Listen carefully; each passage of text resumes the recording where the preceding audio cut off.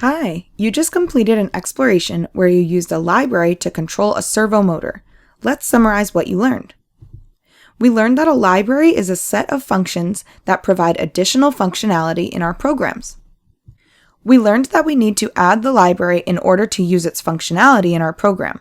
For example, to use the servo library, we need to type #include and enter the library name .h inside angle brackets as shown here. We can then create a variable that will receive the functionality of the library by typing the library name followed by our variable name. We learned how to use the attach function in the servo library to connect our servo motor to the pin it is connected to. This works very similar to the pin mode command.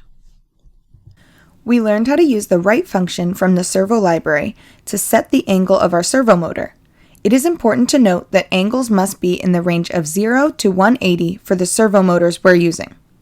Now it's your turn to control servo motors in some exercises.